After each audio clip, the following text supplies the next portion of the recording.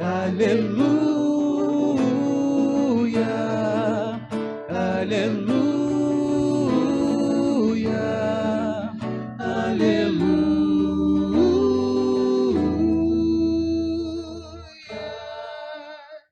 O Senhor esteja convosco. Ele está no meio de nós. Proclamação do Evangelho de Jesus Cristo segundo Mateus. Glória a vós, Senhor. Glória a vós, Senhor. Naquele tempo, Jesus foi à região de Cesareia de Filipe e ali perguntou a seus discípulos: quem dizem os homens ser o Filho do Homem? Eles responderam: alguns dizem que é João Batista, outros que é Elias, outros ainda que é Jeremias ou algum dos profetas. Então Jesus lhes perguntou: e vós, quem dizeis que eu sou? Simão Pedro respondeu: tu és o Messias, o Filho do Deus vivo? Respondendo, Jesus lhe disse: feliz és tu, Simão, filho de Jonas, porque não foi um ser humano que te revelou isso, mas o meu Pai que está no céu. Por isso eu te digo que tu és Pedro, e sobre esta pedra construirei a minha igreja, e o poder do inferno nunca poderá vencê-la. Eu te darei as chaves do reino dos céus. Tudo o que tu ligares na terra será ligado nos céus. Tudo o que tu desligares na terra será desligado nos céus. Jesus então ordenou aos discípulos que não dissessem a ninguém que ele era o Messias. Palavra da salvação. Glória a vós, Senhor. Podemos sentar, meus irmãos e irmãs? Nós estamos celebrando hoje o 21º domingo do tempo comum e o terceiro dia do nosso tríduo em preparação para a festa do nosso padroeiro, que vai ser amanhã, dia 24, dia de São Bartolomeu, o padroeiro da nossa igreja. Vejamos o que o texto de hoje tem a nos oferecer. Jesus perguntou aos discípulos o que as pessoas diziam a seu respeito. Todos os discípulos responderam para ele, todos. Alguns disseram que ele era Elias, outros disseram que ele era Jeremias ou João Batista, ou então algum dos profetas. E então Jesus pergunta para eles: e vós, quem dizeis que eu sou? Agora, meus irmãos, somente Pedro responde, e Pedro diz para Jesus: tu és o Messias, o Filho do Deus vivo. Messias é aquele que liberta o povo do cativeiro e o conduz para a liberdade. Hoje, se eu pudesse fazer essa pergunta aqui na igreja, individualmente para cada um, quem é Jesus Cristo para você? Muito provavelmente eu iria ouvir muitas respostas diferentes umas das outras. Mas hoje, de modo muito particular, nós iremos nos ater à própria Sagrada Escritura, porque ela nos oferece indícios ou características para que a gente possa ter a certeza de quem era esse homem. Ora, a Bíblia nos oferece informações claras sobre Jesus. Ele defendeu uma mulher que seria apedrejada, tendo sido encontrada adulterando. Ele poderia ter visitado a casa de tantos homens santos e justos, mas ele preferiu visitar a casa de um pecador chamado Zaqueu.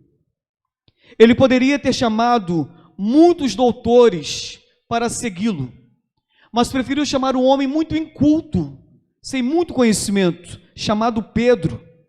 Ele poderia, meus irmãos, ter chamado para segui-lo tantos sacerdotes, mas não.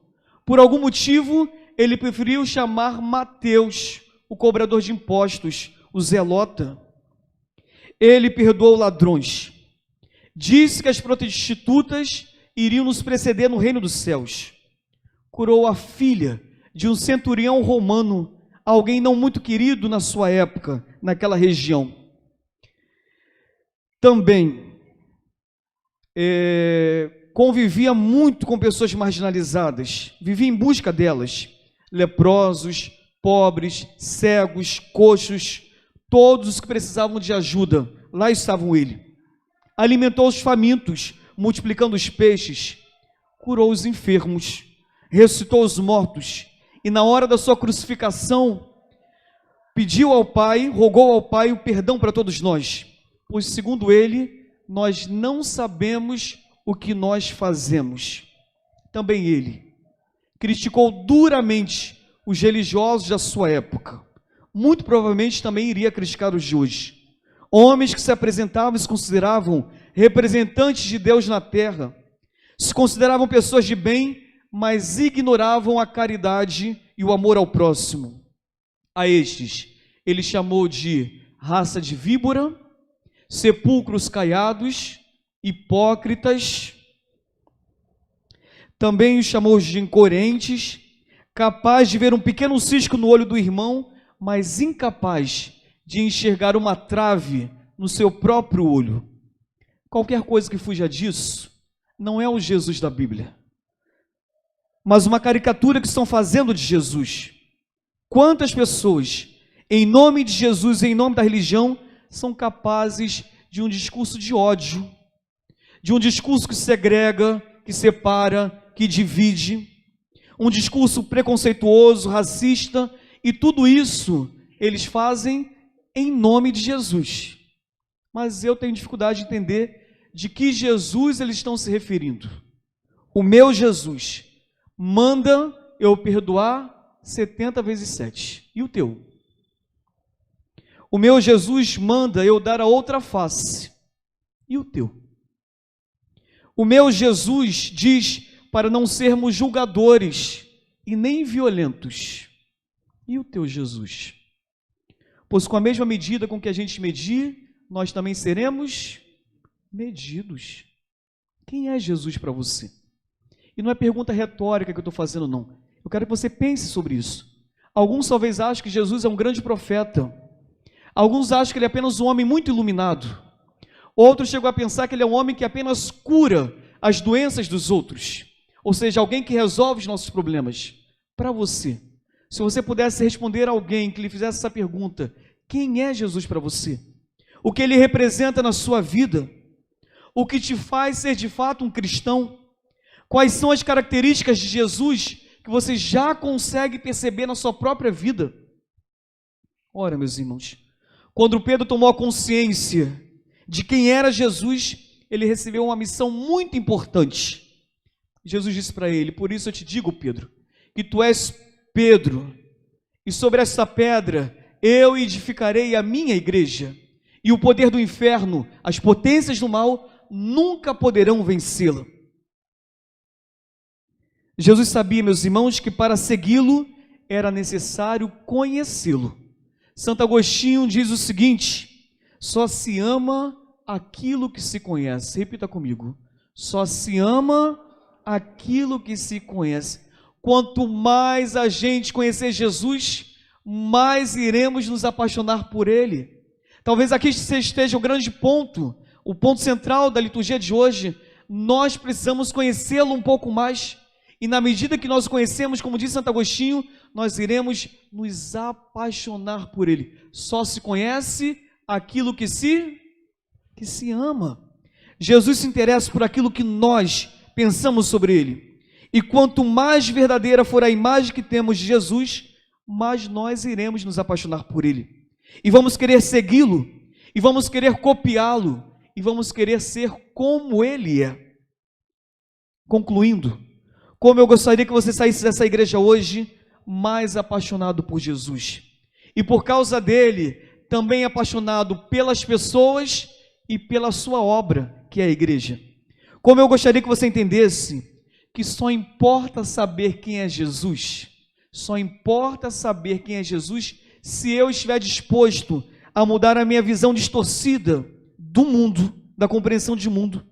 Se nós estivermos dispostos a mudar a nossa visão distorcida que nós temos das pessoas, se nós estivermos dispostos a lutar contra os preconceitos, se a gente estiver disposto a lutar também contra o mau uso na internet, não agredir na internet, não julgar, não condenar na internet, estiver disposto a não ser juiz da vida dos outros, só vale a pena realmente conhecer um pouco mais Jesus Cristo se eu estiver disposto a amar sem medida, a perdoar quando for necessário, a entender que sem a caridade e sem o perdão, podemos até ter uma fachada de bom moço, de bom cristão, mas é só fachada. E o que Jesus quer não é a tua fachada. Jesus quer o teu coração. E a partir do teu coração, Ele deseja toda a tua vida. E quando eu penso na vida, eu estou pensando na tua família, na tua casa, nas tuas escolhas, nos teus relacionamentos, também nas tuas amizades e, por que não, na nossa igreja. Para concluir, como diz São Paulo na segunda leitura de hoje, tudo é dele, por ele e para ele. A ele a glória para sempre. Tudo é dele. Nós somos dele. Que hoje você sai dessa igreja desejoso de conhecê-lo um pouco mais. Que você se apaixone ainda mais pelo Senhor. E ao se apaixonar por ele, você se apaixone também pelas pessoas e pela obra dele.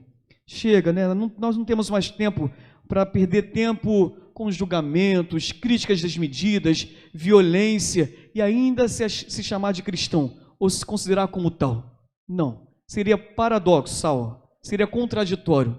Se eu quero conhecer Jesus Cristo, eu preciso começar a rever os meus conceitos sobre Ele e sobre a minha vida. Que Deus te abençoe nessa tarde.